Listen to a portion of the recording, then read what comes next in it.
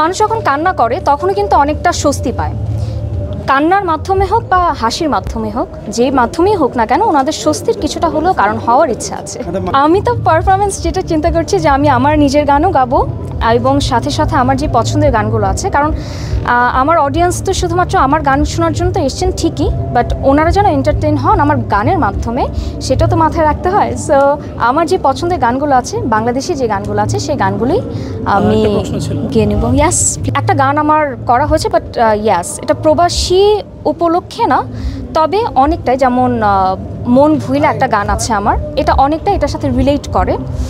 But নতুন করে যদি আমি অনলি এই থিমের উপরে গান করতে চাই, তাহলে এটা হয় আমি গানে যাব না, তো আমি নাটকটা হলেও মানুষজন যেন কানেক্ট করতে পারে।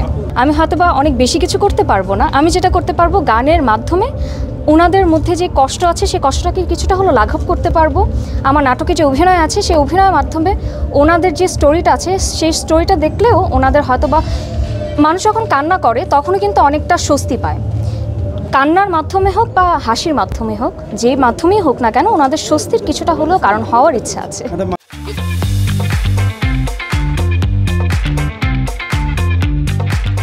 আমি রিয়াদে এই প্রথমবার এসেছি, সৌদিতে আমি প্রথমবার এসেছি। তো এখানে এসে আমি প্রথমে এসে বলছিলাম যে আমরা যখন দেশের বাইরে আসি, দেশের বাইরে আসার পর যখন বাংলাদেশি কাউকে দেখি তখন একটু ভালো লাগা বেশি কাজ করে। আর এখানে এসে দেখছি যে লাখ লাখ বাঙালি আমাদের গান শোনার জন্য আসছে, বাংলাদেশি যারা আছেন ওনারা আমাদের গান শোনার জন্য আসছেন। সো আমার কাছে ভীষণ ভালো লাগছে। আর শুধুমাত্র যে মিনিস্ট্রি অফ মিডিয়া বলবো বা গ্লোবাল হারমোনি বলবো তা না, জিয়া যেটা আছে, যে জিয়াকে অনেক অনেক থ্যাঙ্কস। রিয়াদ সিজন এই ইভেন্টটাকে ওনারা ইয়ে করেছেন। And at the same time আমি সবাইকেই হলো অনেক অনেক থ্যাঙ্কস জানাচ্ছি যে ওনারা আমাদের এই প্রোগ্রামটা দেখতে আসছেন। এত মানুষ, আমি একটু আগেও বলছিলাম যে 3 মিলিয়ন অডিয়েন্স হলো গতকালকে এসেছিলেন, এবং আজকেও আমরা যেটা দেখছি যে অনেক অডিয়েন্স এসছেন। আর ইটস আ গ্রেট থিং। আমরা যখন এক দেশের মানুষ যখন আরেক দেশের মানুষের সঙ্গে মিউজিকের মাধ্যমে যখন বন্ডিং ক্রিয়েট করছি, আমার কাছে মনে হয় এটা পজিটিভ একটা ব্যাপার আমাদের সবার জন্যই। একটা পিস যখন আমরা নিয়ে আসছি, মিউজিকটা তো আসলে কোনো বাউন্ডারি দেখে না। সো সব কিছু মিলে আমার কাছে একটা ভালো লাগা অবশ্যই কাজ করছে। এখন বাকিটা আমার ব্যাপারে বলবো, যখন নাকি আমি গান গাওয়া শেষ করবো তখন বাকিটা বলতে পারবো।